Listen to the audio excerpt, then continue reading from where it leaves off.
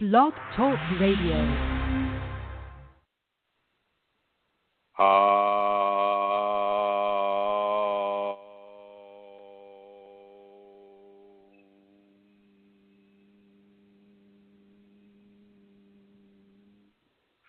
Hello, everyone. This is Chrism, and I'd like to welcome you to this program about your Kundalini. Right now, I'm calling in from my cell phone because all of my computers seem to have crashed. Actually, it's the internet mods, I guess, that seems to have crashed.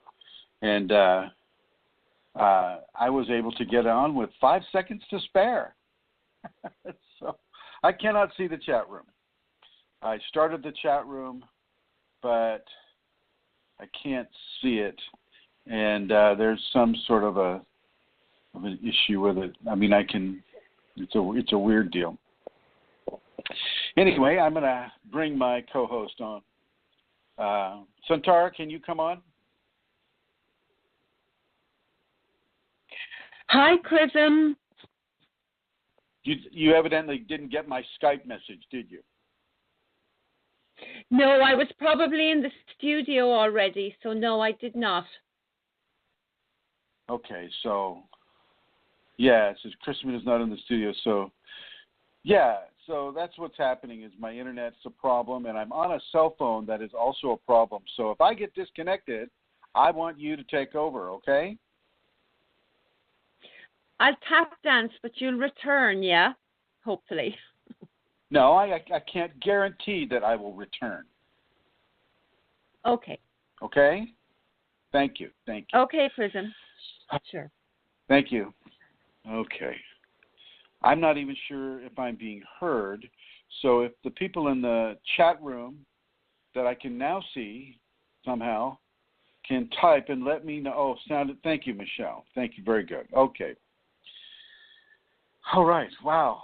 Gosh, this is a flurry of activity at the last minute. I mean, rushing into the other room and setting the reset button and rushing back out and seeing if the internet's going to come on and trying Google whatever it's called and Firefox. Oh my gosh, it just puts you into a high state of activity. So I want to thank everyone for joining me. As I mentioned earlier, this is a program about your Kundalini, and one of the things about your Kundalini is that when a person is given levels of extreme truth that surpasses science, that surpasses religion, that is, you can see touches of the truth sprinkled throughout the many different societies and religions, belief systems, and even, well, much less so in science, but you can see these snowflakes of truth coming through the many different societies and expressions. So, for instance, the Sanskriti civilization they had more than a sprinkling. They were accepting of it. I think to a certain degree, they were accepting of it. The rishis were allowed to exist. They were allowed to create their oral history, and the oral history, which eventually became Hinduism, still maintains many features of the Kundalini information and these supreme truths that I'm talking about today. And when you're given these truths, and when you're given a Kundalini ultimate truth, you feel it in your body. It's a physical sensation too, and you feel it emotionally. You feel it in your body. You definitely feel it in your mind. Your body may react in a certain way. It's a very, very strong level of grace that is transferred to a person when they are when they are allowed to experience such an extreme truth. And truth means, in this context, I think, it's the absolute clarity of why something is occurring, or the absolute clarity of a mystery, or of of a fact of nature, why something is happening, and that why is given into the individual's complete five-body system all at the same time. And so it's a very, very visceral experience, these truths. And as you nurture your Kundalini and you come into greater levels of Kundalini, these truths will come to you in a greater accumulation. And this, and if you communicate these truths in our society, certainly in our society, you may not be believed.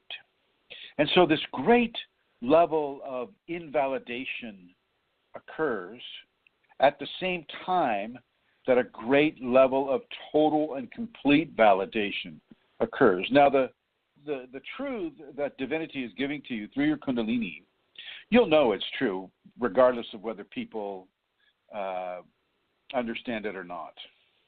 You'll know it's true, but it can be such a fracturing experience that other people aren't getting this. You see, it can be such a strong level of disconnect that you feel with with the society that you're in when you give ultimate truths that they're just not ready to have. And that's really how you're going to have to look at it, because you will know the truth, but nobody else is ready to have it. You are, you know it, but they don't want to know it. It's very similar to what Rosemary and perhaps Joey experienced when they're going around Minnesota and they're hanging up the flyers for the seminar and, talking to different organizations, talking to different people. And some of the organizations and some of the people just say, oh, well, we're just happy being as we are. Thank you very much for coming by. And they don't want to change. They don't want to expand their complacency beyond what they've already got going. If a person has a belief that it says, well, the sky is pink with green highlights, and instead of the typical blue sky, well, they're just going to see it the way they want to see it, regardless of what the truth of it may be. And so it's something for you to really begin to understand and to prepare yourself for. If you have the Kundalini, and I know I'm just looking in the chat room, and I see almost everybody there in the chat room has an expression of Kundalini going, and the people that are calling in right now also have Kundalini going. So at least in this current real-time audience right now, and I'm sure in the future audience, the people that visit the archives, they, a good percentage of them will also have the Kundalini. And the scenario is that you've got to prepare yourself to not be believed. You've got to prepare yourself to hear the Twilight Zone music, when you're talking about some of these ultimate truths, because they're just not going to have it, and they're going to deride you, and they're going to make you feel foolish, or try to make you feel foolish, because you had the audacity to contradict perhaps a very cherished belief or truth that they have been nurturing their whole life, and certainly they're not willing to change. So this is something that we all need to consider. Some of you are already teachers of the Kundalini. Some of you are already reaching out to people. Some of you, have your family is activating, or your friends are activating, or you're inside of a very complex, purposeful hurricane of ultimate truth that is showering down all around you and coming up from the earth, coming down from the heavens, and swirling around you in various directions. And even when a person is beginning the Kundalini journey, they will not always be able to accept some of these eternal ultimate truths. And so it's something that you have to become very careful with in how you provide specific levels of information to people. You don't want to do the brain dump. The brain dump will typically just scare people away, and it could put you in the psych ward. You don't. Let me give you a brain dump example. You're coming up to your friend who's activating his Kundalini, but is afraid of it and isn't quite trusting of it yet, and you say, yeah, and all these entities can come and they can try to make you do bad things, and you can see them, and they'll talk to you, but nobody else will hear you, and you'll see them, but nobody else will see them, and hey, dude, it's all right, it's perfectly cool. That may not go well for your friendship. So you have to be very, very careful and considerate in the levels of information that a person dispenses. Now, last night, I kind of crossed that Rubicon with a couple of people who I thought were maybe a little further along than they actually were. And it was really an interesting reminder for me about how, even though a person has a certain level of information and they may have an activation going, they are in no sense ready for going further into the truths of Kundalini, and you get, they'll start accusing you of having a God complex or a Jesus complex or a Savior complex or any of these types of complexes that psychology has fabricated. And it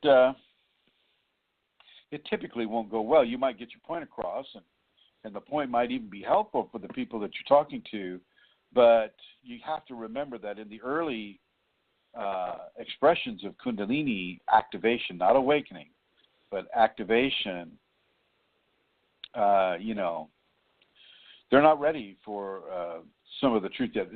They have to be conditioned by their own Kundalini in order to reach some of the truths. And then last night, I think I just gave a little too much information to two of them, and even though it was helpful for one, it was distressing to the other, and boom, because that's a public forum and it's out there.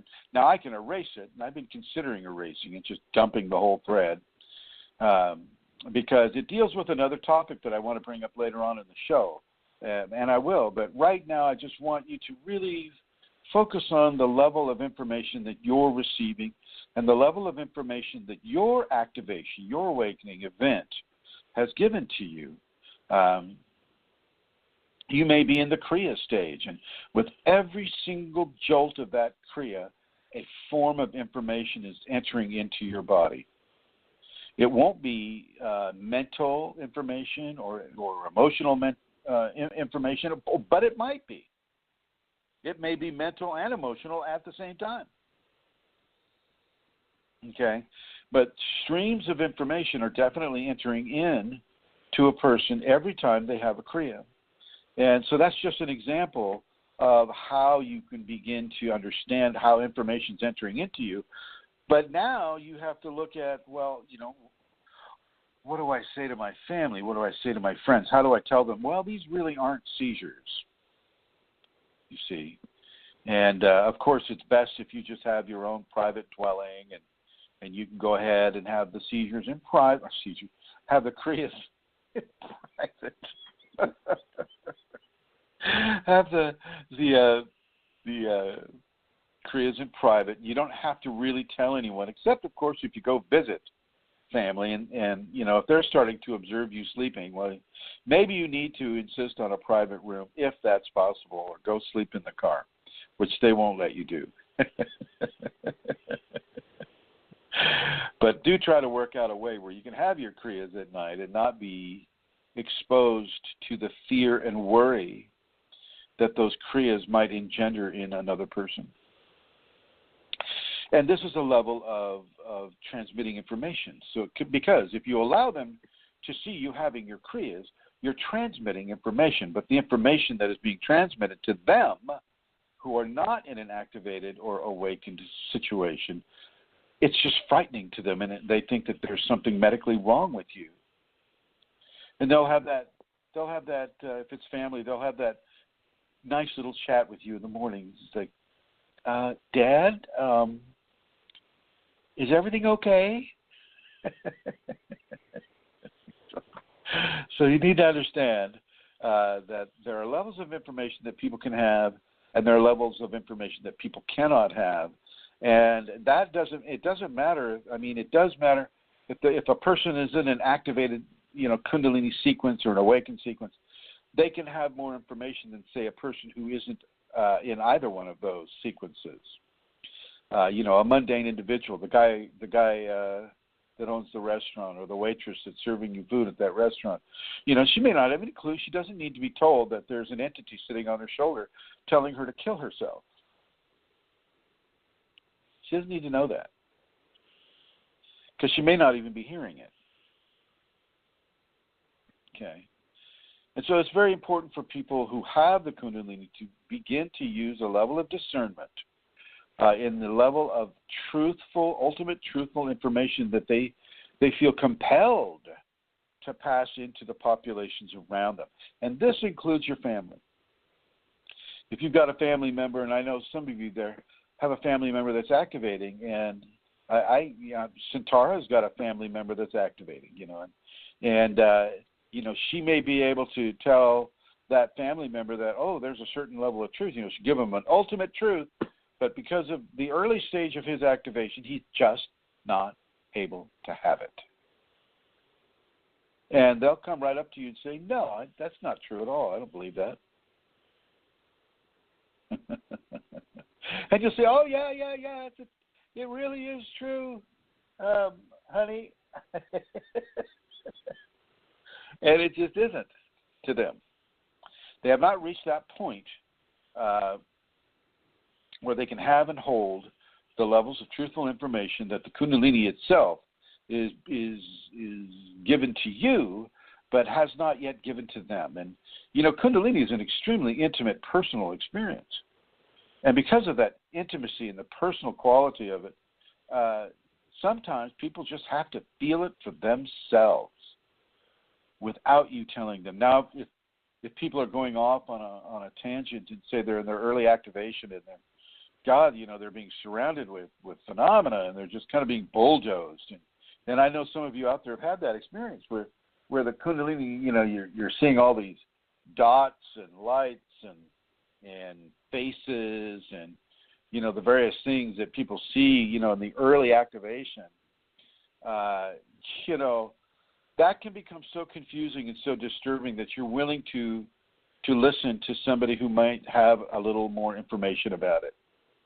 And, and that's a good thing, because it really introduces the activating individual to levels of truth that they can have and hold. But even then, when that happens to me, I can only give them a certain level of truth. They'll ask me what it is. Well, what are all those things that I see, behind my eyes? And how come when I close my eyes, I see a light all around me, but I'm in a dark room? I mean, what's going on with that? And, I have to tell them in a very gentle way, without going into certain levels of extreme truth, that it's natural, it's normal. The phosphenes in the pineal gland are being lit up by the Kundalini, and so therefore you'll see these things. And people in our society and the societies of the West are very comfortable with a scientific explanation, so if you can get it as close to a science-based phenomena explanation, it's more reasonable to them, and they don't need to know that, the Kundalini has a consciousness, and this and that. So it's very important for people to be given information in a gradient and a composition that allows them to really be able to flow with it. So the guy's, his pineal gland's being lit up by his Kundalini. Well, there are phosphenes. Phenes are light-emitting particles and light-emitting biological substances that can indeed, light you up behind your eyes. That's one of the features of the pineal gland, is it is able to produce, such light-bearing types of phenomena. And so, your phosphenes are being activated by the Kundalini that's coming up your spine, and it's okay, nothing's wrong, and it may or may not pass that part, but you don't need to be afraid of it. And that, that level of calmness and calming can begin to help a person to accept the various levels of phenomena that come to them. Just because you gave them a specific level of understandable, kind of scientific-ish based information that allows them to accept it within the worldview and the world understandings that they currently have. So this is what I'm talking about. Now, last night, the other thing, this is the other thing that I wanted to bring up is that, you get a lot of guys, men, but it happens to women too. And it happened to a man and a woman last night, is they get belligerent about their own process. They get, for the guy, the guy, is just like, gosh, I don't want to appear weak, and, it's a public forum, and I don't want to appear weak, and so I just got to say, well, I got this, what's happening to me, and I'm not going to use the example that they use. Well, I'm seeing some things behind my eyes, what's happening? That's what they give you. I'm seeing some things, and, well, what are they? What do they mean? You'll have to get a sledgehammer to try to chisel out anything else that the guy is saying. And sometimes, with men, it's going to be a, what do they call it?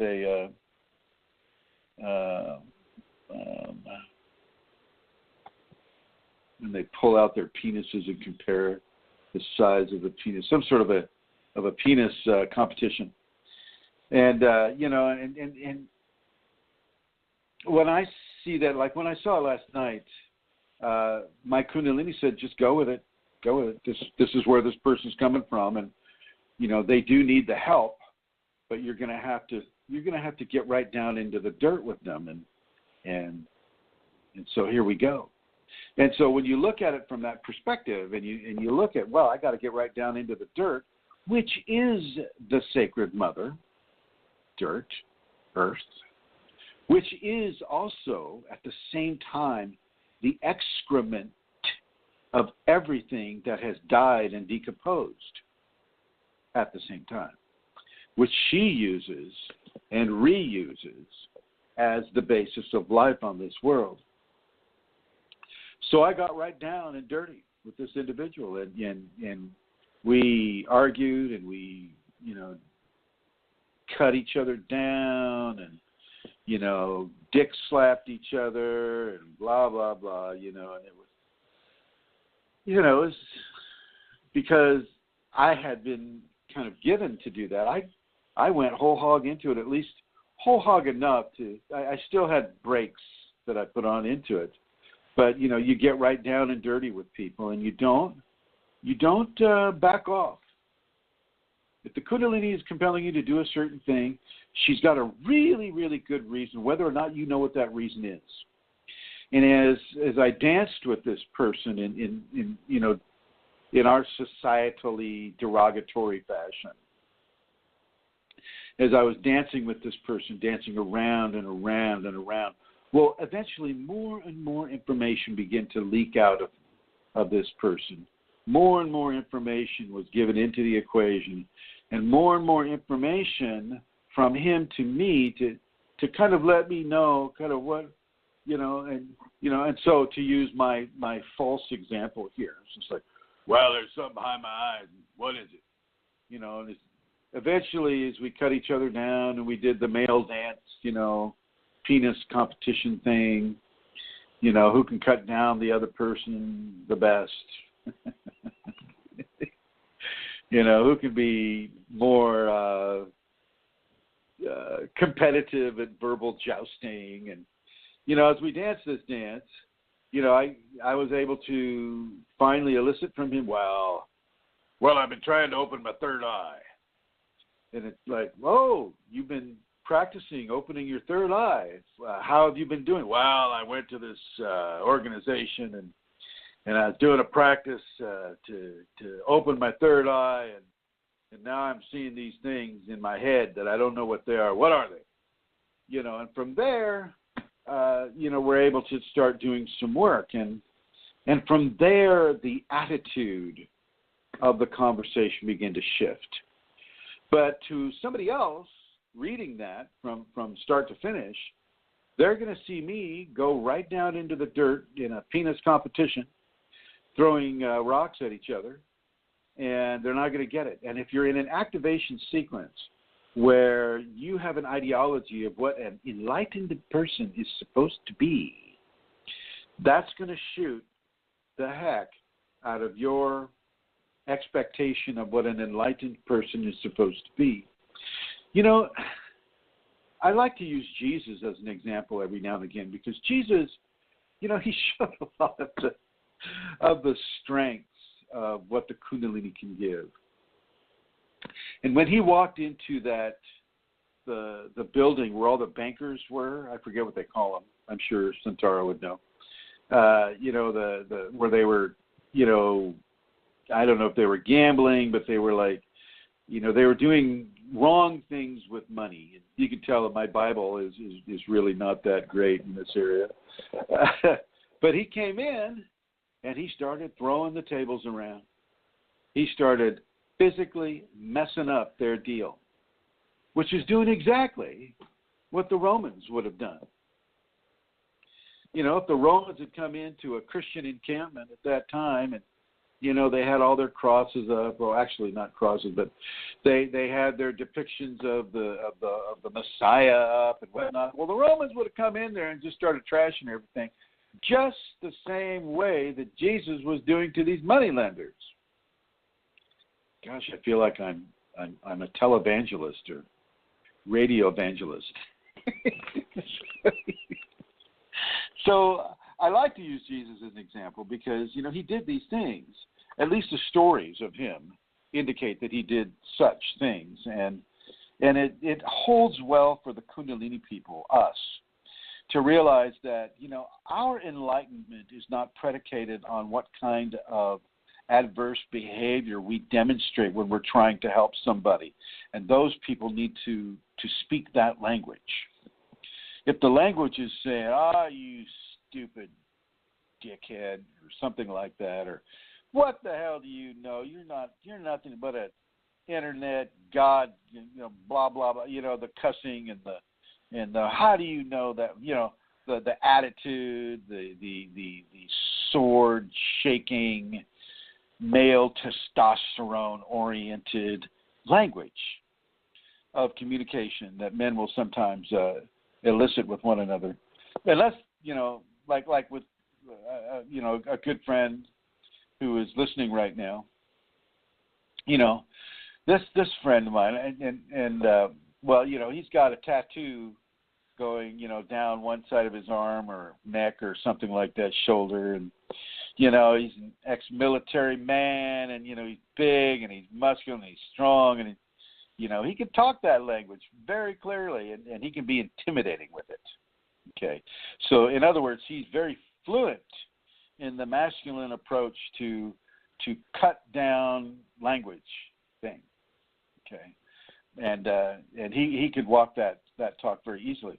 But for me, you know, I'm kind of an old guy, and I got a beard, and, you know, I'm not weak in any way, and I can defend myself, but I'm not physically intimidating to people. Well, I guess that's a matter of opinion, but yeah. So when you see an enlightened one communicating in such ways, in the ways that the Christ communicated, and in the ways that other people have communicated that have an enlightened spark within them, you know, Osho could be very cutting as well. Osho could be very, very cutting, and Muktananda, another Indian guru type of person, you know, he was not above taking advantage of people, or, you know, these types of things. Anyway, so when you see an enlightened person do such things, it's good for you to really, first of all, release your expectations of what enlightened behavior is, because what the person may be compelled to do from the grace that's flowing through them may not jive with what you're, expectations of an enlightened behavior would be, but it is indeed enlightened behavior nonetheless. Very important to understand that. I think my mistake yesterday was just I had a bit of an assumption that the two people that I engaged with were a little further up the mountain than they actually are. And, some person, when you have issues that are holding you back, intimate issues of how you were raised or issues of the different phenomena that's coming up. And these people don't even really seem to understand about the whole entity aspect of it. Now those things may influence you. And so when I wrote what I wrote, I think if I had to do it all over again, I'd back off a little bit. Not so much with the first one, but definitely with the second one. And for those of you that are on the group, you can go and read that, and you can kind of like see what I'm talking about here. But one of the main things that I wanted to talk about was energetic or ultimate truth distribution to people that are not quite ready for it. One, which I think we've discussed, and two, the way that truth can be communicated from the perspective of an enlightened person may not always be the way that the general public expects it to be. I got the idea that these people, one of the individuals involved would have preferred a more of an Indian guru type of enlightened, like, my child, yes, of course, you can do this, you can do that, but if you do this and do that, then you may want to understand that this is why you're doing that, and this is why they are doing this. You must, something along that line, something that's just like, like an Indian Yoda from Star Trek, right? I'm not that. And even though I could caricaturize, I could do a caricature of it, and I can also slip into these areas. Part I just like to stick to as truthful a communication as I can, given the level of information I'm allowed to disseminate. And eventually the male individual was definitely helped. The other individual was not helped, and basically chose to stand their ground within their paradigm of what they feel is happening, and they weren't helped at all. And I probably won't have too much of a communication with them in the future, but maybe so. Maybe they'll be able to get through that. But this is what this came to me as a very clear topic choice. Earlier today, I was just like, well, okay, that's the one, that's what we'll do then. And it's important because it can destroy your relationships with people if you give them too much information or if you give them information that is outside of their communication standards. So, for instance, the person that I was doing the male competition thing with needed to hear it that way. And even though that occurred, and there is no appreciation, there is no gratitude from people often with whom you give this type of assistance to, and you really want to be careful not to expect it, because for the most part it won't be coming through, especially with men. With men, they've got that competitive thing going, and unless you're speaking to them on very, very strong divine levels of Kundalini, where they are up to the task, or they're being forced to be up to the task, which would have been an eventuality with this person, but for some reason Grace decided to have it done this way. Maybe just to have this conversation we're having today, or maybe to educate people that would read that thread on that group. The group is Kundalini Awakening ! By the way. Really, the divine and the Kundalini will work in very, very, very sideways mannerisms. They sometimes don't hit something straight on. Sometimes they coil their snake-like body around it first. And then, when the person's immovable, then they'll start talking into the ear. and that person will get forced into listening and hearing and understanding. And so maybe that conversation, I was gonna take it down. I was gonna, because I'm an admin there, I can take that down. But I'm thinking about leaving it up just so that people can perhaps take advantage of it in whatever stage they are able to with the Kundalini, and let them cast aspersions. If this happens to you, ladies and gentlemen, you just let them cast their aspersions to you. Let them call you names. Let them say that you've got a God complex. Let them say whatever they're going to say, and don't let it affect you in a negative way. Just realize that this is where they're coming from at the point of development that they're at right now. And if they're able to read these words later on in like 3 years, they'll see, what levels of egotistic insolence they're demonstrating towards an officer of grace, towards somebody who is trying to help them with levels of truth that that are challenging to them at the time. They'll be able to see that. They'll be able to go, oh my gosh, well there that was, and maybe they themselves will begin to learn a lesson through that experience and how that future self of them would be able to disseminate information in such ways. I'm not afraid to get down into the dirt. I'm not. And I don't think you should be either. I think when the Shakti Kundalini comes and says, okay, this is something that you're going to do, and this is how we're going to get the truth of this individual out into the open so that it can be healed for this person, regardless of their egocentric postulations of that they're saying that they're so strong, or that they're so they're really going out of their way to not look inept, to not look like they don't know what they don't know, and they're putting up a facade of knowledge and strength, and the defenses, their inner defenses are on high alert because they don't want to be seen as weak. And this is how the Kundalini will sometimes handle that.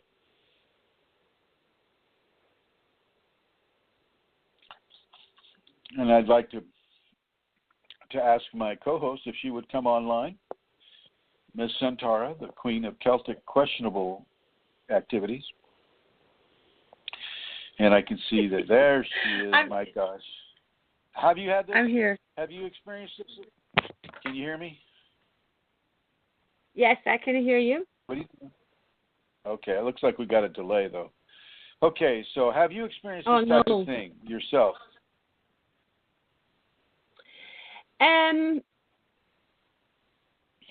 I have experienced it from the perspective, for sure, of being a student of yours, Chrism. And I think that was why when I was reading the post today, I was quite overcome with emotion for what I was seeing, having experienced that, how that, to use your own term, to get down and dirty, how you can go there in order to assist a person and challenge them, and force them in a way to go down where they were starting to go down, but would have backed off. And so yes, I've experienced that. Have I experienced it from the other side? Yes, I have. Nothing that I can specifically talk about, though. Because it's too personal, right? Yeah. Yes, could. Oh, okay, that's fine. That's fine. And we do have quite a large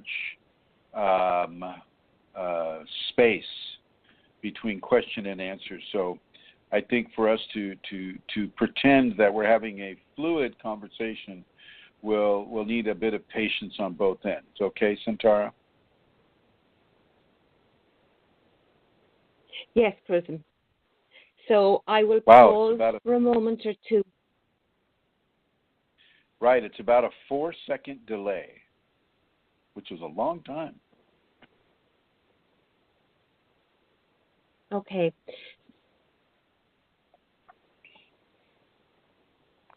Okay.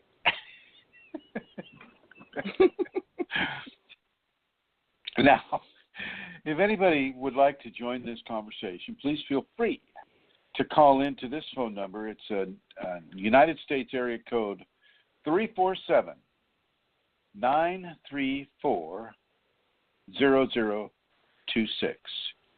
347-934-0026. And you know, it's a great thing that happened, I feel, yesterday in that conversation. You know, first of all, the person was helped, but second of all, it was also very illuminating in how we can cling to our assumptions and expectations and of specific behaviorisms being expressed by a Kundalini awakened person, as if they're putting on their master guru robes and walking around saying, "Oh yes, the air is crimson upon me and upon thee, thine inhalations of grace through the crimson radiance that is coming through me is so delicious in its observation of its purity." That all just came to me right there. Oh, gosh. So, yeah. It's like, what are you talking about, dude? It's like, get a reality, please. You know. But I think people will have that expectation of certain things, and they may have it of you, my friends. The guests are here, Michelle and Tim and Matthew and Rosemary and Joey. I mean, and the other callers. This may happen to you. You know, and as you go through your life and you're going deeper and deeper and deeper into your grace, and you know that you're literally shining with your grace, well, and you start talking about things of a Kundalini nature, well, they're gonna assign you, they're gonna assign to you qualities of divinity and qualities of enlightenment. And I'm going to encourage you to be natural, as the Kundalini wants you to be, and not put on some sort of a facade of being, oh, holier than thou, and I'm so great and I'm so nice that I can't get down into the dirt and dish it out the way a person needs to hear it. I would like you to have your ego flexible enough and in control enough that you can do that. That you can go to a level that isn't your normal level. And you can go to that level and you can do that great work with another individual who is at that level. It's important. It's important for the people that are, you know, a lot of people live in the blue collar workforce. A lot of people are rough and tough, you know, guys, you know, it's just like truck drivers and you know, people that are working in the mills or working on the oil rigs or farming or mining or, you know, they're rough and tough. It's like they don't take a lot of shit. And if they're big, they take even less shit. And yet, boom, these people will be, you know, will have the Kundalini awaken with them, and they need to understand through their own language, you know, what is going on. So if you look like my friend, and you know, he's got the tattoo up and down one side of the body, and big, strong, ex-military guy, you know, he'll be able to speak their language, and you know, they'll instantly give him a level of respect because of his size and the force of his energy. And they do that with me too, to a degree. And although I don't have the tattoos or the size, but I do have the energy. But it's necessary for people, all people, to be able to understand language of grace within the language that they can understand it with. And if that means that you're going into these petty little competitions of insults or back and forth arguing, or just like this little dance of I'm a big strong guy. One says, well, I'm a big strong guy too, and well, we're both big strong guys. And, well, okay, we're big strong guys, but we gotta prove it to each other, that type of thing, and do it.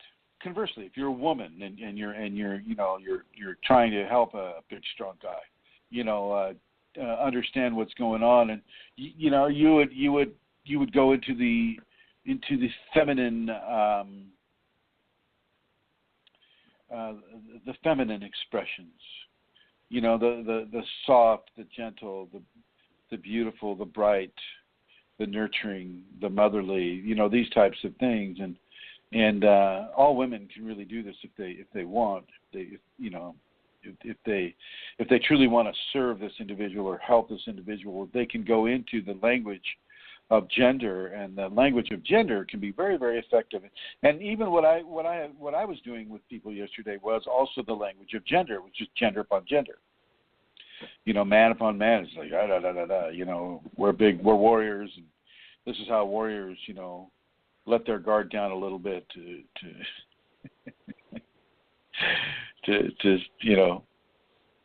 see how the battle rages. So I don't know. Anybody understanding this? Do you understand this, Centauro? 1001, 1002, 1003. Yes. There we are. 4 seconds.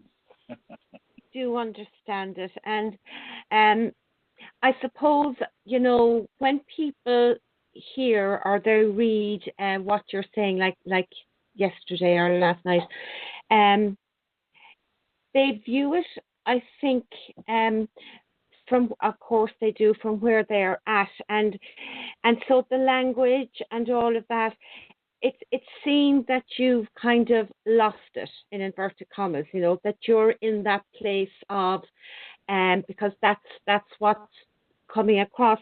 But in actual fact, you have such a focus on what you are doing. You're not actually raging or angry as such. It has a purpose, what you're doing. It's triggering, and it's a different thing. It's not equal, in its presentation. It is and it isn't. Does that make sense? 1001, 1002, 1003. Yes, it does. It does make sense. The other person who described it were, they were so aghast at what had occurred that they could only see that I had I forget the word, but that I was chest beating, which I think is true to some degree. The chest beating was there between the two men, and that was part of the language that was needing to be used. But the other part of it, was that I had fallen from grace, or that I had in some way negated the idea of an enlightened being that they had been harboring, perhaps, about me in these ways. Mm-hmm. And this is where I could see that this person themselves was only at a very, very, very shallow level of activation, yet still needed to get over some familial issues and things of that nature, which they had not and have not yet been able to face. And that brought up the whole idea of the expectation of how an enlightened person would act or respond or be, as they come in contact with say a soldier or a rough and tough type of individual that doesn't speak the eloquent language of a white collar worker, or the eloquent language of science, or any of the, they speak the chest beat language. The chest beating language is the language that they speak, and that is the language that they can learn from. It doesn't mean they can't learn the other languages. It's just that at the time That's where they're coming from, and so that's where they need to be helped from, and I think people need to understand this. It's not something that I've covered before. I've done it. I've done it plenty of times with different people in the different levels of chest beat language that they've needed to have, and it typically doesn't go well. It depends on how attached to their egotistics that they are with it. But this person was able to kind of overcome that and to just kind of like spill out a little bit more of the truth of what had happened to them, and from there, we were able to secure a level of assistance and a level of understanding, and maybe not a level of friendship, but certainly a level of communication. And that was good. That was a good thing. The other person, it just kind of destroyed their idea, their expectation. And this is one of the reasons why the Kundalini teaches us not to have such strong levels of expectation over anything, really. Look at it as a child, constant levels of surprise, constant levels of wow, that's so cool, or wow, what did that happened this way or that way, without having behavioral expectations upon a person that you may be learning from at the time. It's important for people to understand that. And go ahead and add whatever you feel that you'd like to add into this, Centaur, and I'll wait the 4 seconds. Okay, Chrism. I suppose, again, what I felt in my heart as I was reading that was the motivation of grace. That was behind everything that was said and done, and how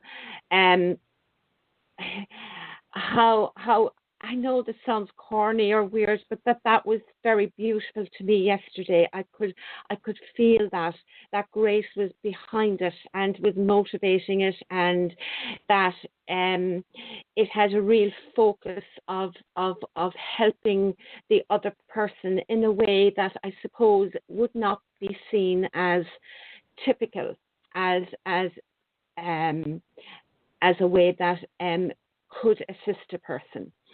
And also there was a duration to it. It lasted, you like Chrism. Well, Chrism in his response wasn't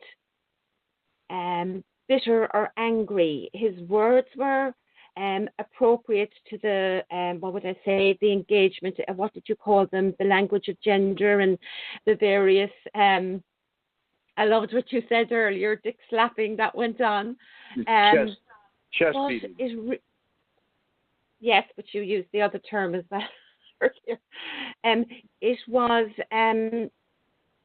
so for me, I suppose I saw them and felt the motivation, the grace behind everything that happened. And the lady that was there, I can understand how her assumption about somebody who's a guru, a teacher, somebody who is supposed to be on this pedestal of example to us, which you absolutely are, but could not understand how this is also that you were doing this, and she did see it as a fall of grace, as you losing control, and did not see it as you having proper control actually around what was being graced to the person.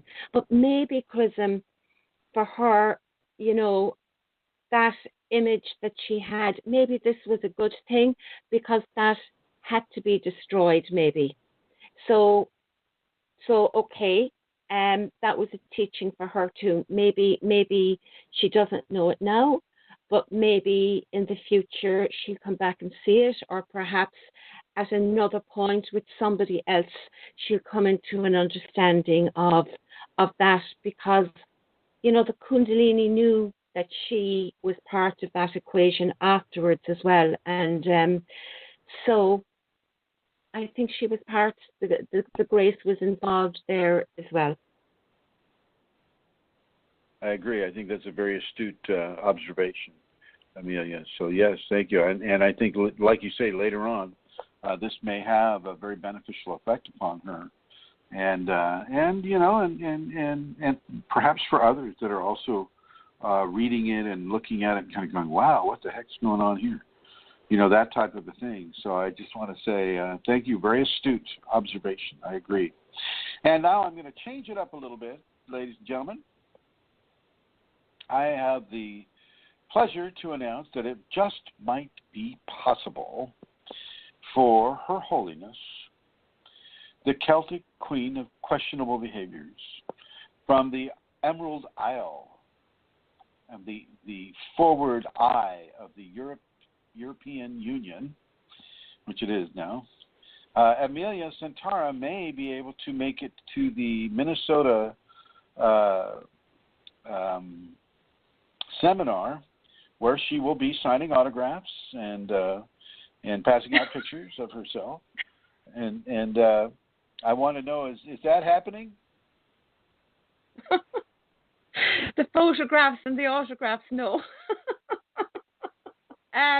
I am doing, yes, I very much want to come. And it has come from Kundalini, and I feel I will be coming, Chrism. Yes, that is my hope. I'm very excited at the idea and the thought of the journey to Minnesota. I haven't been there before, and to be with you and Rosemary and Joey and Katie and Michelle, and I think Matthew and a few other people that I happen to know are going. So yeah, I hope so. Please, Kundalini, yes. Well, make sure you bring clothing that is like, that you would wear to the beach, because even though they say it's cold in Minnesota, oh my gosh, it should be, Minnesota should be considered another Hawaiian island, in my opinion. It's not that cold. So, bathing suits and flip-flops. Now Matt should be able to understand. Okay. Matt lives like right on the beach, so bathing suits and flip-flops. Okay, all right. Which means, at this point in our little journey today, I am going to bring Rosemary on, and hi, Rosemary. Hi there, Chrism. Greetings from Minnesota. Hey, so are you? Yes, the Hawaiian island of Minnesota, right? Sure. It's quite lovely. It's 60 degrees. Yes, it is, indeed. 60 degrees. Yeah. Hey, are you going to allow Amelia to come to the seminar? Absolutely. Isn't that exciting? Yeah. I'm really happy about that. That will be wonderful for all of us. Yeah, and I'm going to announce it on all the groups, too. And she will be signing autographs, too, so I think that's kind of nice. Yes. And we will be together. Yes, in October 28th and 29th, and it is the Saturday and Sunday, and we'll be at the American Hotel in Mankato. A lot of interest in this in Mankato, and we have a block of rooms there. The hotel phone number is 507-345-0811. And my information is rosemaryg@usinternet.com or 651-329-9615. And excited to talk with people. We have some registrations and we have phone calls. There is, my colleagues will be interested to know there's a message on my phone from someone who heard the radio part that we had on cable TV. So this is. You mean the commercial ad? Mm-hmm. Mm-hmm. Oh my, okay. So. Well, that's good. Yes, I haven't talked with her. I was out. That was on the phone, and I will call her back. She said she'd call, so I'll wait. The last time you and Joey saw Amelia was at about 10,000 feet in Peru, wasn't it? Yes. Yes, indeed. So we have a lot of good memories, a lot of good experiences with Amelia. Yeah. And, so I think it's very exciting. And Tara come out here. I'd love to have her bring her husband or her children, too, if she can do it. But, great. And thank you. Thank you. Can you give the information about the seminar once again, Rosemary? Yes. It is October 28th and 29th in Mankato, Minnesota, American Inn Hotel and Conference Center. Block of rooms there, 507-345-8011. I'm at rosemarygUSinternet.com, 651-329-9615. Waiting for if they're flying into if they're flying into Minneapolis or St. Paul, stop Rosemary. We have a there's a little bit of a gap between us, so you just gotta maybe count to 3 before you come in again.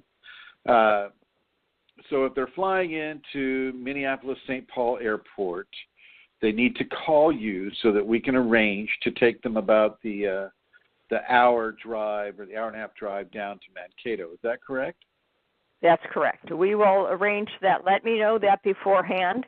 We have particularly someone like Joey available to do that, and we'll set things up. And I'm 10 minutes from the airport, so even if we have to wait for a few people till they're here, I have this beautiful octagon loghouse in the woods. You're happy to come and join me in the woods here. And we're close to the airport, so all things easy to take care of. Thank you, Rosemary. Thank you very much, and thank you to Katie and to Joey for the beautiful gift of their services. Yes. Okay, now evidently I'm being told. Thank you, Rosemary. I'm being told that Indra is calling in, and she has a question. And so here we go to Indra. Hello, Indra. Hello. Hello. Hello, Indra. Q Indra. Indra has a question. Maybe not. Maybe both Indra and Manisha are sleeping. I don't know.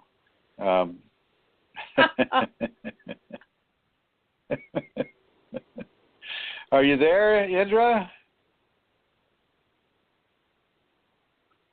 Wow. Well, I don't think so. Doesn't seem to be working, does it, Santara? No, it's not, Chrism. I'll go and I'll talk with her again in a minute, and see. So I'll look after that, and I'll bring her in when we're able. Okay, all right then. Let's go ahead and start our question and answer, shall we? Okay, here we go. I'm going to begin, Chrism, as usual, with the ones that come into the inbox before I go to the groups. So there are 3 questions from the same person. So, okay, so they have this person has 3 questions. The first one is, can we choose a partner for tantric intercourse? I'm not trying, but I am asking. Yes, you can. Definitely. And actually you want to do that. I'm a little confused at the question because I'm sure there is a system out there where the guru would choose the people, and I can understand the reasoning for that too.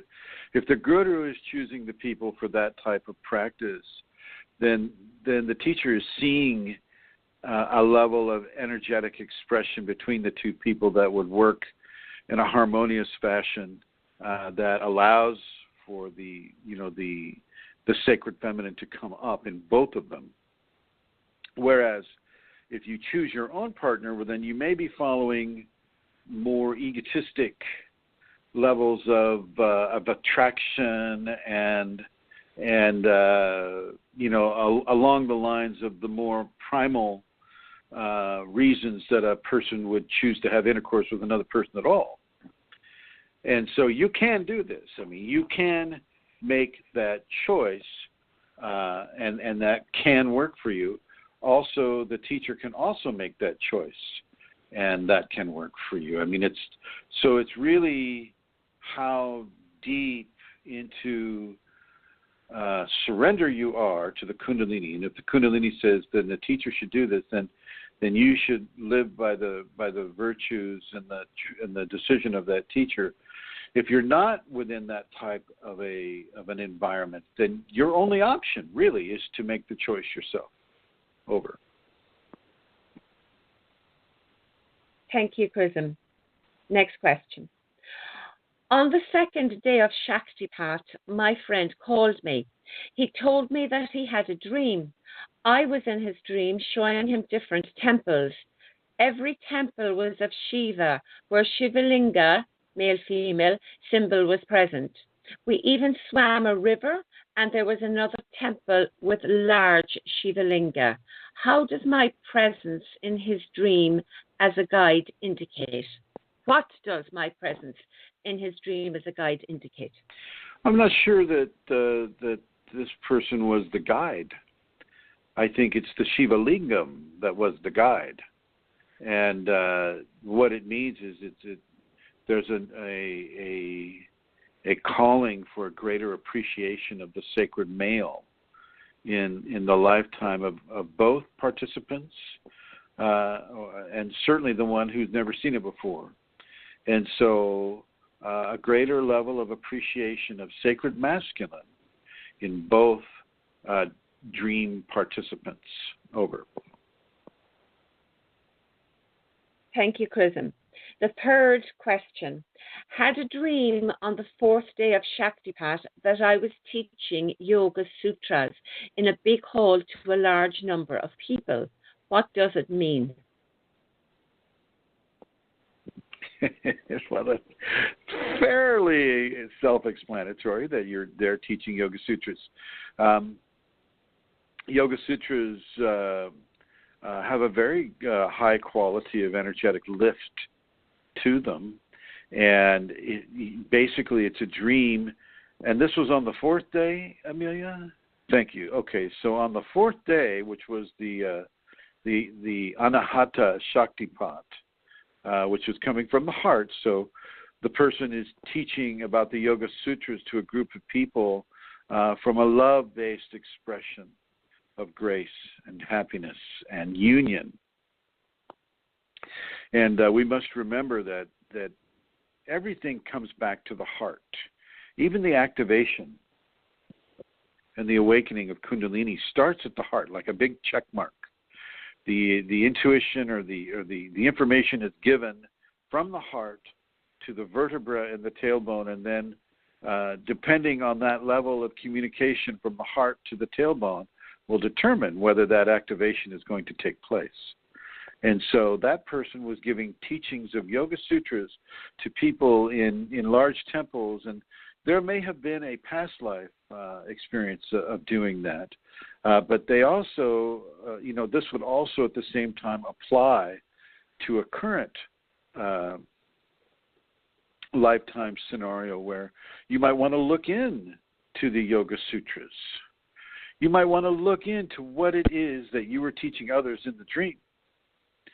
And this is what I would suggest that this person do, is to start looking at the Yoga Sutras and look at them in a meaningful way without becoming Hindu, unless this is something that you already are or want to become. Chrism, the next question is from a different person. Is it normal to have extreme sharp pain? Sorry, I'll start again. Is it normal to have extreme sharp joint pain for years with Kundalini? Pretty much all day, every day, wrists, elbows, knees, etc. I got tested for Lyme disease years ago. Doctors think I have it, but I can't take any type of antibiotics or herbal antibiotics because it aggravates the Kundalini. The amount of physical pain I deal with daily is extreme. So the question is it normal to have? Yeah. Yes, it is normal. Kundalini, one of the first places Kundalini interacts with on the human system is the systems that produce the oils that lubricate the joints. And so, within that understanding that that the endocrine system is going to be affected, and it's the endocrine system that produces the synovial fluid that lubricates the joints in the hips, the knees, the ankles, the toes, the fingers, the shoulders, even the vertebra of the spinal column, the neck, the jaw, all of it, and the elbows, the wrists, everything. And if your endocrine system needs to be healed, or if you're doing things that are not conducive to endocrine balance or endocrine health, then you're going to affect the levels of synovial fluid that is being produced, and therefore you will affect the level of joint pain that you will have. The other aspect of the Kundalini is that if you try to ignore the Kundalini, or you're not helping others through Kundalini, it may have the capacity to begin to consume an individual from the inside out. And I know that sounds like a terrible, terrible thing, but it is a slow consumption, and it's giving you plenty of time to begin to reroute the way that you're interacting with people and the way that you're interacting with the Kundalini and life itself, and to begin to turn towards the levels of selfless service and the lifting of grace of other people in a loving and harmonious and beautiful way. Kundalini doesn't come to people accidentally, or so that they can become a couch potato, or so that they can do computer input better. Kundalini is not about being a better professor, or being a better housewife, or being a better truck driver, or being a better computer input specialist. It can help in those areas for sure, but that is not its focus.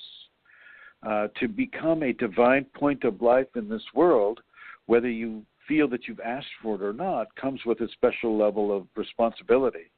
And it's that responsibility that will also have a special relationship, the health of your endocrine system and the health of the synovial fluid and the health or pain-free status of joints in the body. Over. Thank you, Chrism. Next question, and the following questions are from the groups. How to release energy when it's stuck in crown chakra so badly? Any mudra lock or anything apart from grounding?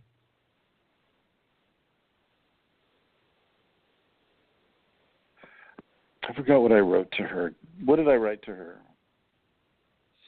You asked her to stop all and any practices, meditation and prayer, to do nothing. Yeah. That's right. Well, also at the same time, and even before I asked her that, I asked her if she was drinking black tea. And because that's the first thing that Kunalini sent to me. It's, they're involved in caffeine. They're drinking black tea in the early aspects of their activation. And so, of course, they're going to have painful and deleterious experiences happening to them.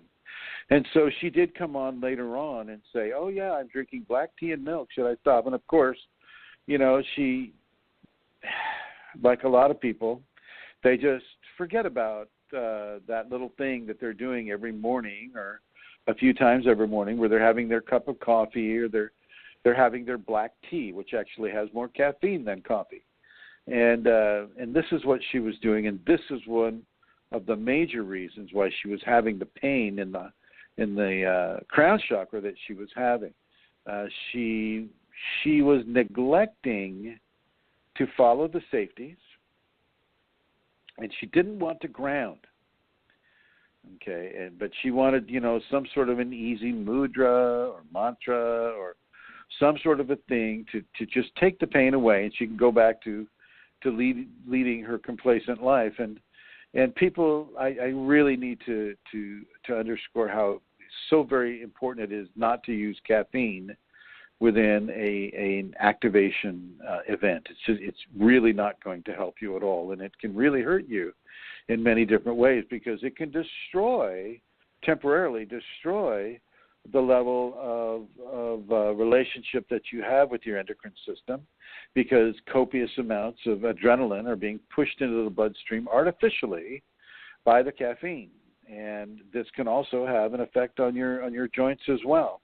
But it also will have an effect on the entire circulatory system, because as the adrenaline comes into the bloodstream and it affects the level of heart coming, and it affects the level of blood pressure that are happening, and it really begins to artificially dilate a lot of the blood vessels and some of these very delicate areas that are being changed by the Kundalini. And so, boom, you get a huge headache, and deservedly so. Deservedly so. You are going to pay for your informational neglect. By that I mean you're going to pay for not looking at what it is you need to look at, or read what it is you need to read, because it affects the enjoyment factor that you have when you drink your black tea with milk in the morning. Over. Thanks, Chrism. The next question I read out, I am then going to go and check with Indra if that's okay with you, and I'll come back again. So here's the question. Every time I get raw and clean and feel really good and almost healed, my child's father commits me to the mental hospital for being manic. I have lost time with my child, and I don't understand why I am considered manic. I feel most healthy, so now I want to suppress the Kundalini to keep me safe, but I know she's not done working with me. So what is the point of all of this? I have missed a year of my daughter, and now she's only 2.5. I live in mental hospitals and group homes and don't feel mentally ill. I just have some PTSD with the way I have been treated. Yeah, I would have to say that in this case, and I didn't say it in my response to her, my written response, but that is not a supportive spouse. That is not a relationship that is going to last within a Kundalini context. And I know that because she's been committed by him to psych wards, that if she were to leave him, he would get custody of the child, because of the stigma of being forced into a psych ward. You basically lose your rights to have equal access to your children because they think you're nuts.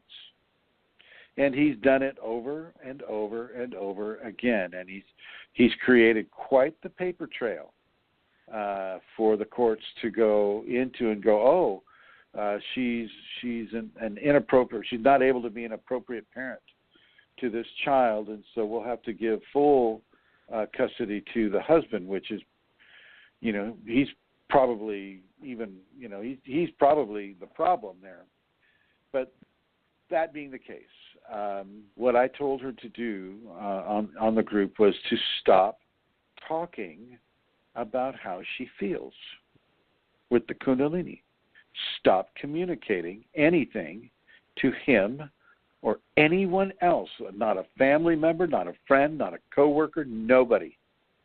Nobody is to know what is happening to her with her Kundalini, and she is to continue to act and react in the normal, quote-unquote, normal fashion. And, over time, the normalcy of her response can diminish the effect of the paper trail that the husband has left for her. Now, unless he is preparing to leave her for whatever reason, and he just wants to make sure that he has full custody of the child, well, that's one thing. Then he's just setting this up. But if he is truly, concerned of her mental status, she just needs to stop communicating about her Kundalini. She needs to let it do what it needs to do without communicating to anyone close to her. Not a therapist, certainly not a therapist, certainly not an MD, certainly not her husband. He is not trustworthy with this information. He is not her friend with this information. I can't imagine having somebody, marrying somebody and then committing them to a psych ward. That is just so wrong on so many levels. Now, within a Kundalini context anyway. And I know that he may be listening to an MD, maybe listening to his own therapist. It's like, oh, well, she's just not being rational the way we want everybody to be rational, and so she needs to go in the psych ward. Here we go. And, of course, she's being pumped full of drugs there, and she's being basically assaulted there for having Kundalini, one of the most natural and most beautiful things that can happen to a person. And so she really needs to stop communicating anything about what she's feeling. She's to be a good mother and, as best she can be, a good wife to someone who is really not there for her at all. And she may have to fake it in that regard in order to keep contact with her child.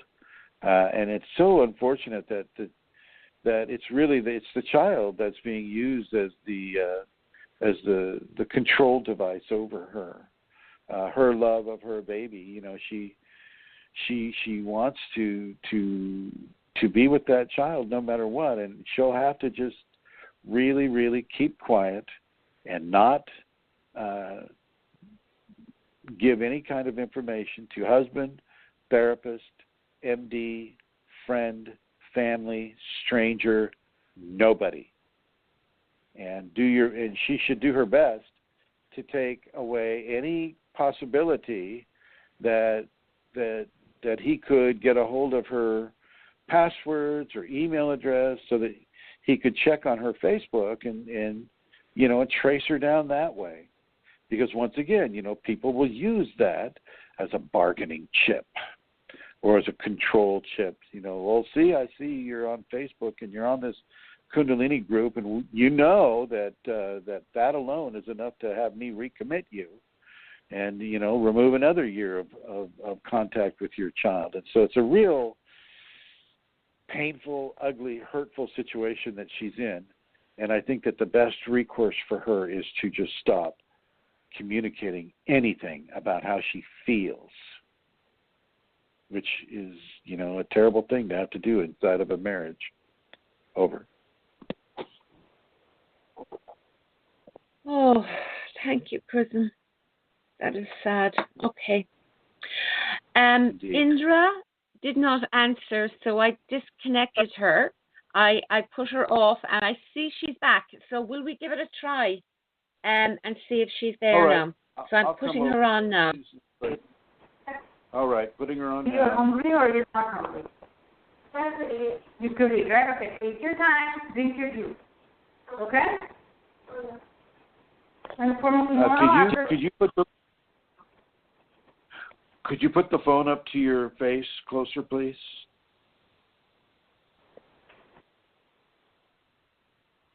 Yeah, okay, all right. Indra? Did you do that? Oh, here we go. I did, because I felt she was talking to somebody in the room, not you, Chrism. I see. Well, let's just let it go. It doesn't seem like she's in a position to do that right now. Yeah. Can we continue with the questions? Yes, we can. Here's the next one, Chrism. Actually, Chrism, may I say something about the last question, not so much about the content, but that you have got a group as well that is a private group. So if somebody could join that by friending you, and then they are not traceable at all on Facebook. If they wanted to stay off a private group. For reasons, that's a safety reason for that lady, really, to not be on a public group. Yeah, that's true. And so, she can friend me, and then I can put her on the group, and then I can unfriend her so the Kundalini teacher is not in her friends list, and that would work. That would work. It's a good idea, Amelia. Yeah. Thanks, Chrism. Okay, so the next question is, does anyone experience sudden environmental disturbances during meditation or prayer? It's always when I'm about to begin or when my meditation is about to get deeper. Used to think it was a coincidence, but now I have no clue. Say again? I used to think it was a coincidence. Now I have no clue. It's not a coincidence. As you become activated, you become open. Your senses become sharpened to the point where you'll be able to distinguish the phenomena that would normally happen around you that you wouldn't hear or be aware of. But now that you're starting to come into Kundalini well, you're starting to be able to see beyond the veil that separates us from spiritual phenomena.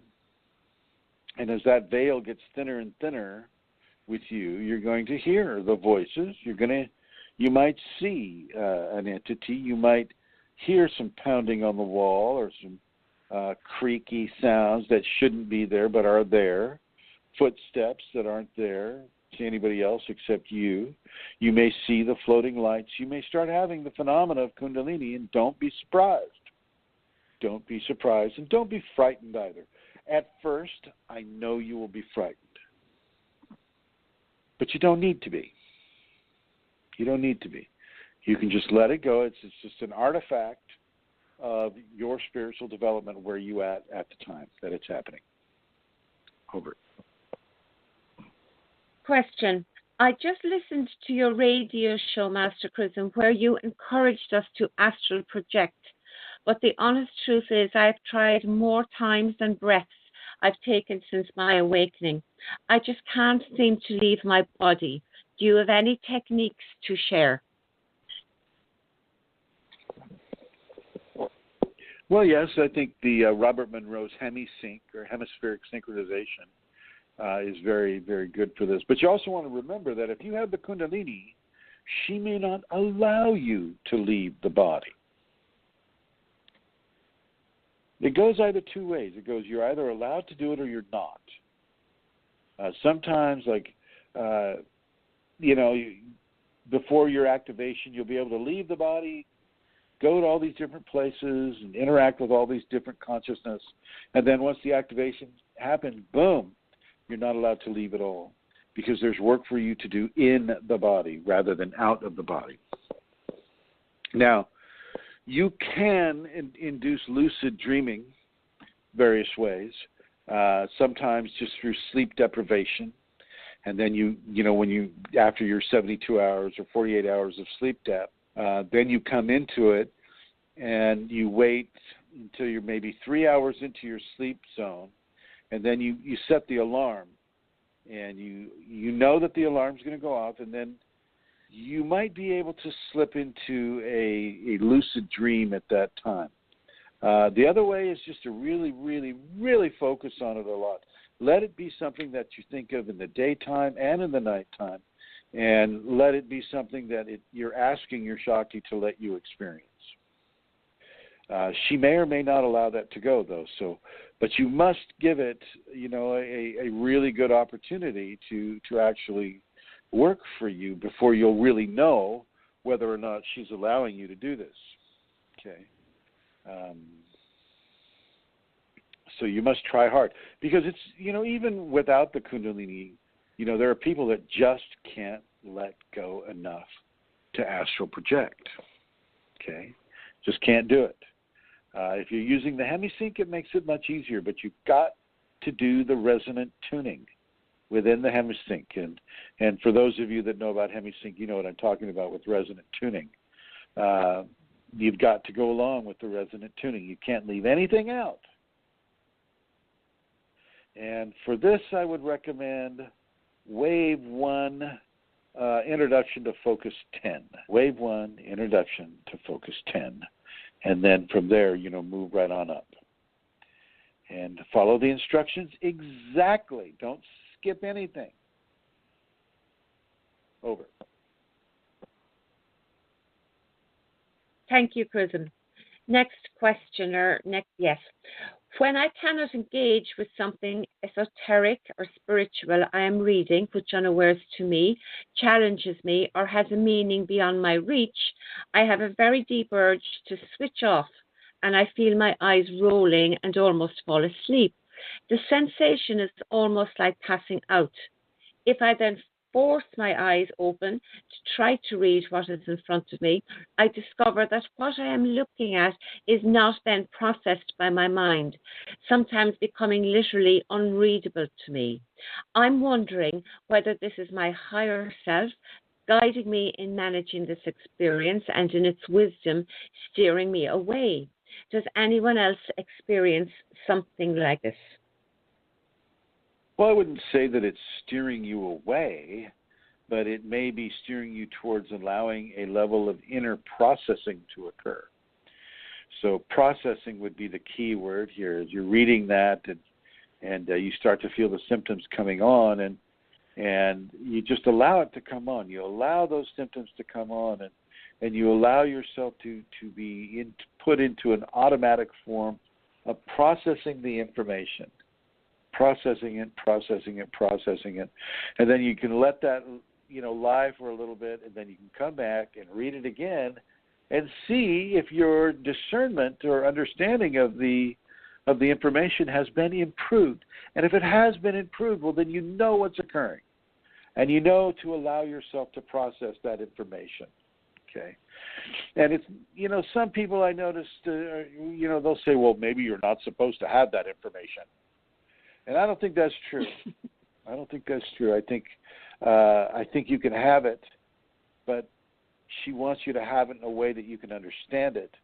And so she gives you a time for processing. It's not to take your attention off of the information.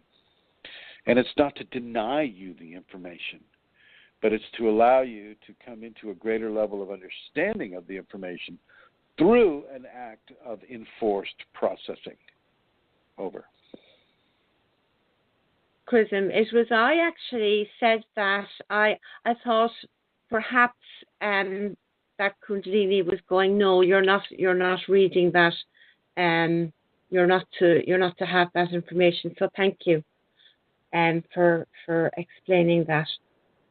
The next question is, when things get realer than real, and you realize through transference, I have to start that again.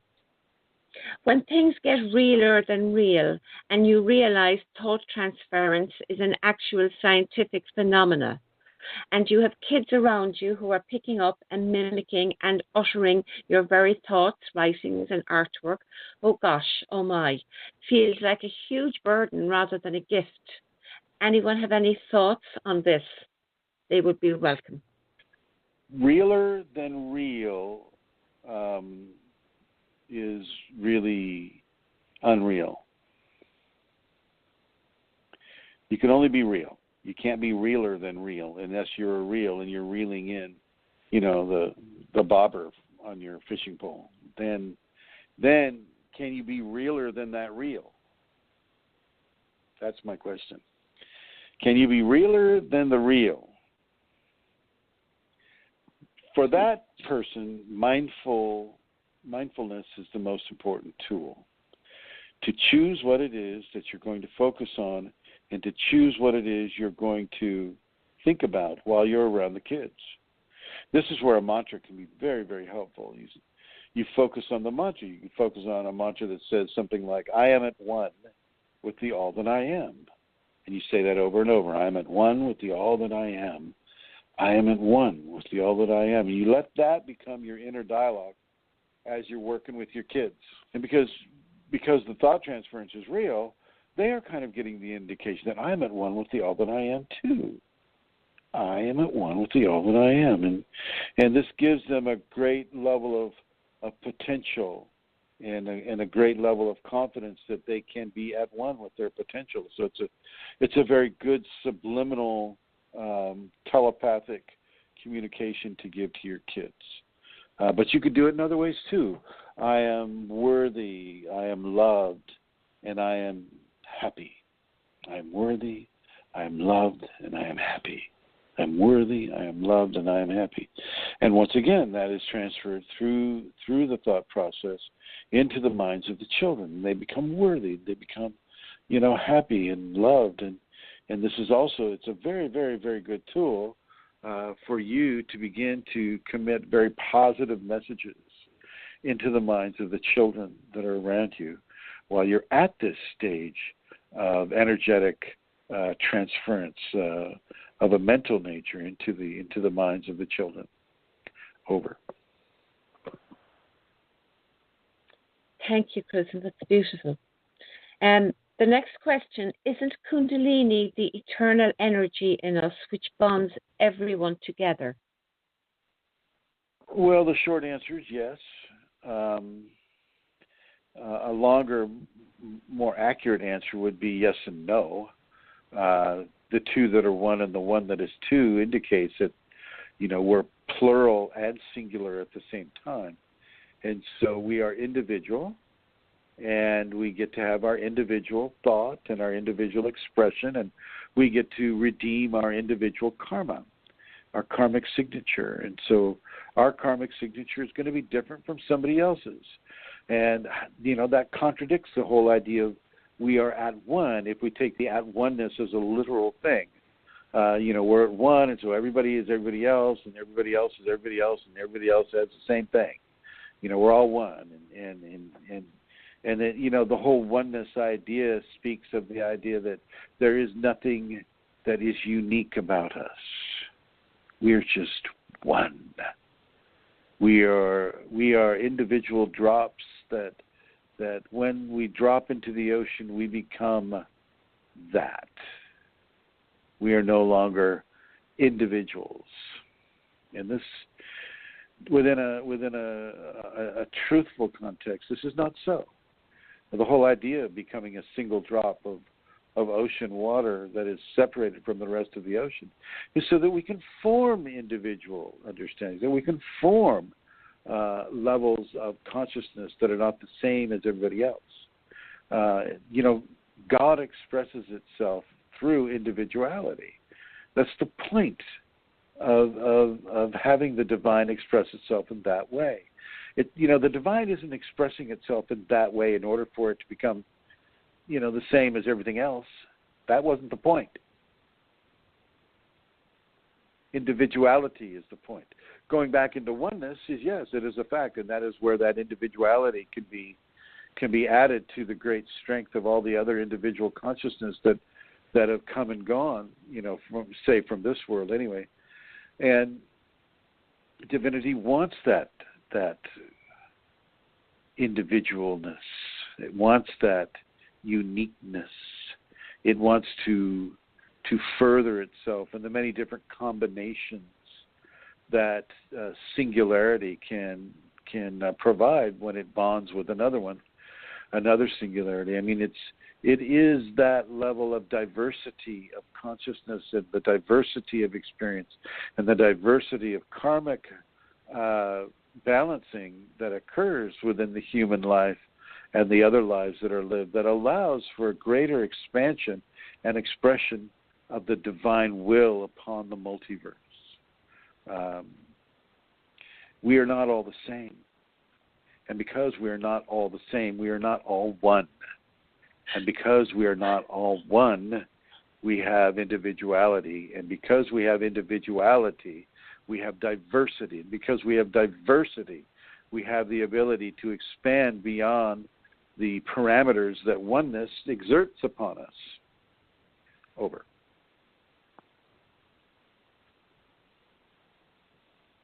Thank you, Chrism. Okay, so the next question. It's not a question, actually. It was that post about the phoenix. Will I read that to you? Sure. Yeah. No, but so many I want you to read. I want you to read. Wait. Read the whole thing. My response as well. Okay. Gosh, your response is long, and there was okay. So many people translate Kundalini as a serpent, a snake, which should rise from the spine to the crown chakra. What if it's not a snake? What if the energy has the potential to be a phoenix, which also be risen from the ashes, root chakra? This could have the same and more symptoms, right? Believe in God and others are just a decoration of life. A person wrote here about his dream and said, I call out to the angels after seeing a dark dream when I woke up, and I asked a question to that person, why did you ask God for direct help instead of asking for help from the angels? Angels are also entities and a creation of God. God is more powerful than any other being. What do you think? And Chrism began by saying, a phoenix, whoops, that moved, sorry. A phoenix is a mythical creature representing the rebirth from the ashes of destruction of death into the light of the living once again. Doesn't really have a Kundalini connotation, even though people enjoy assigning it one. We are not dead or ashes because the Kundalini hasn't activated in a person yet. We are merely building our... Are you interrupting me?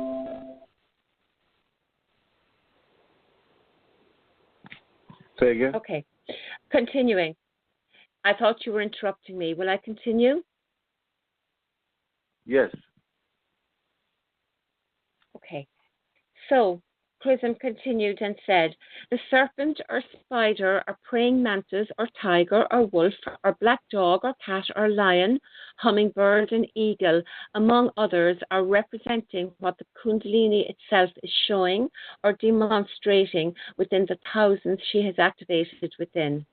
They are not made up illusory creatures that the human imagination is creating. These are actual visions and communications from the actual divine itself.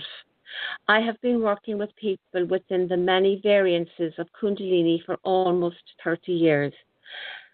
Having a phoenix show up, though not impossible, is very improbable. Doesn't happen so much except for the wants and desires of those who might think it cool or enjoy adding drama to whatever it is they are experiencing. Impossible, just not very probable, and not indicative, as I mentioned, of the Kundalini itself, but more of an idea or rebirth from ashes to life again, or being lost to being found, etc. Then, quote, phoenix in classical mythology is a unique bird that lived for 5 or 6 centuries in the Arabian desert, after this time burning itself in a funeral pyre and raising from the ashes with renewed youth to live through another cycle. But hey, if you want to call the Kundalini a phoenix, well, you go right ahead and do as you wish. You can call it a grapefruit too. It's up to you. As far as your God question, Kundalini is God. So talking or going to the Kundalini is the same thing as going to God. In my humble experience, this is the truth.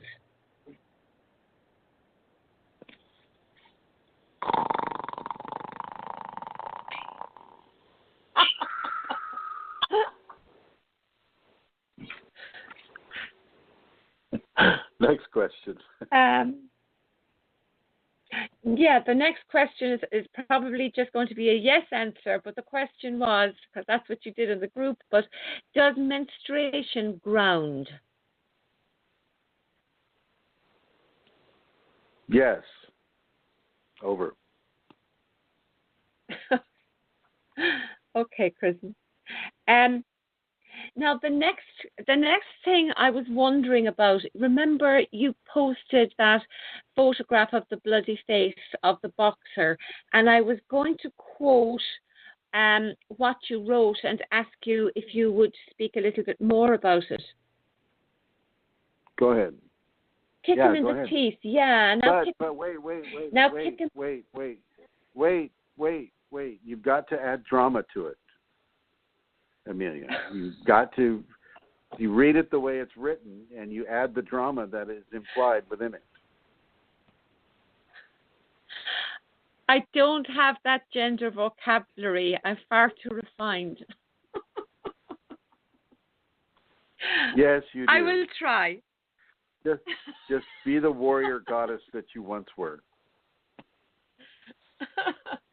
Okay. Kick him in the teeth. Yeah, and I'll kick him in the groin. Yeah.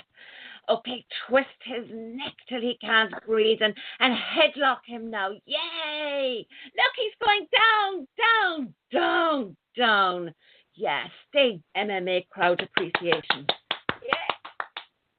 Seriously, not Kundalini. Not even close.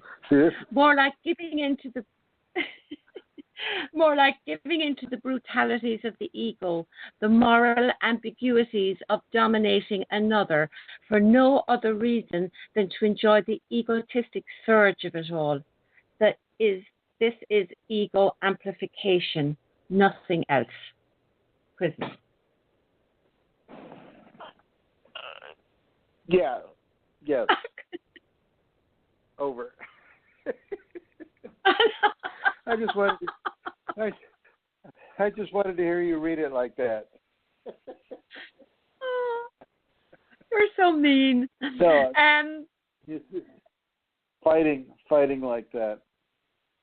Talking about mixed martial arts fighting and the audience that's getting into it. I mean, I was really making a comment about a person that was in an activation phase and exploring mixed martial arts as an outlet for Kunalini, and I, as a physical outlet for it, it's a martial art, and so that can go well, but as an entertainment venue, it has some fairly strong qualities of attracting extremely negative, violent entities into a person's energetic spectrum. And, these are the people that just love the violence of it, the drama of some guy potentially being killed or girl for that matter, and the level of bloodlust that is being driven in the especially in the audience. The audience members are just really, really tying into such strong levels of negative, hurtful, entity-driven expressions of bloodlust and hurt and the giving of pain and this type of a thing. And that within a Kundalini context is not healthy. It is not healthy at all. And you can practice a martial art like Aikido or Taekwondo, even though Taekwondo can be very violent as well, extremely violent. But if you're looking at it as a way of keeping the body focused and the body in shape and the body healthy, that's fine. That's fine. If you're looking at it into expanding some of the acidic skill sets that a body might have, then I would suggest some of the Taoist temples, some of like the not Taekwondo, but some of the ancient Chinese practices of Kung Fu, and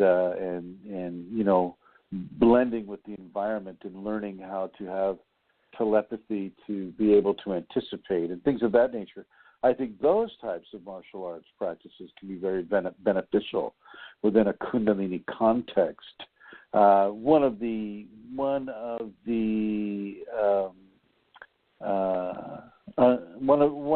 temple rules is that in Kung Fu is that we will not try to harm any man, but nor will we allow any man to harm us. And that's very Kundalini. That's very, very Kundalini. And it's look at the rattlesnake. The rattlesnake does not chase you down to bite you.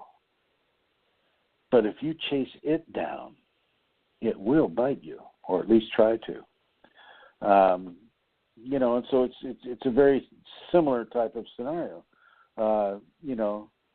Watch where you're going and don't step on me. If you do step on me, you're gonna pay for it. And so that's the some of the Taoist temples of Kung Fu. I think that level of martial art is very good. The Aikido, the Japanese martial arts system that was developed in the late 1800s, is all about flow and balance, and I think that is the very best martial art to engage in from a Kundalini standpoint, because you're learning about the flow of energy.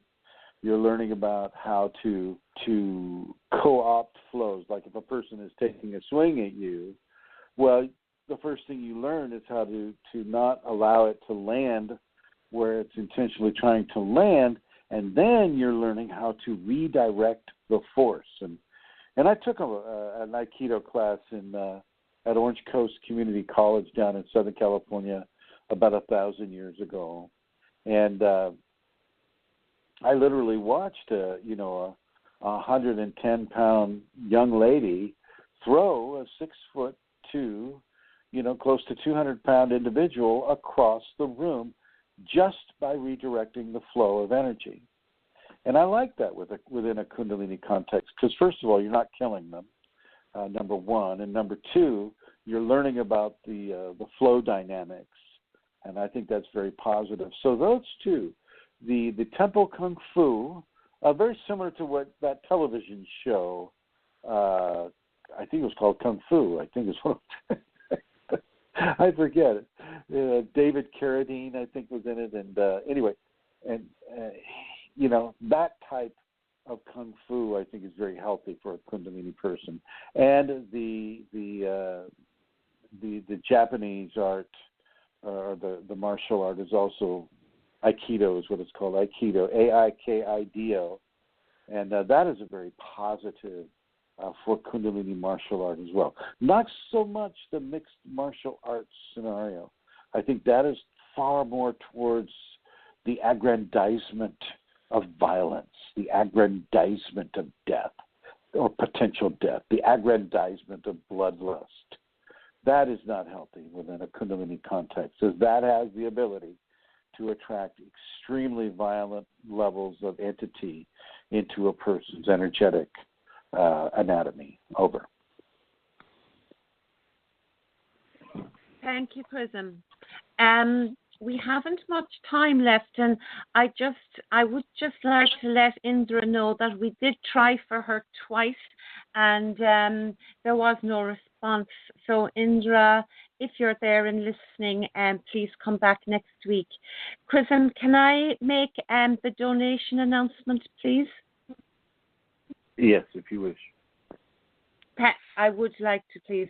Yes, so if you would like to make a donation, you can go to www.chrism-kundalini.blogspot.com, or you can go to www.kundalinisafeties.com.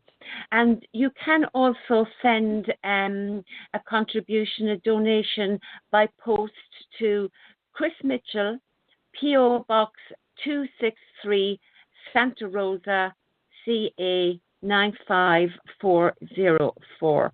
And if you want that, just again, just drop me a line to my inbox. No. No? That was 95405. Okay. 95405. Please make that correction. Really? Oh my goodness. Yikes.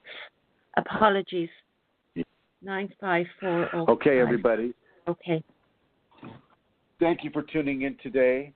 We'll be back next Wednesday with another program about your Kundalini. And I will go ahead and end it the way we started it once again. Thank you for joining us. Thank you for those that are joining us in the archives. And thank you for those that are joining us vis-a-vis the Facebook post that Amelia Centaur put out there. And I want to say thank you once again to everyone who has joined us. And here we go.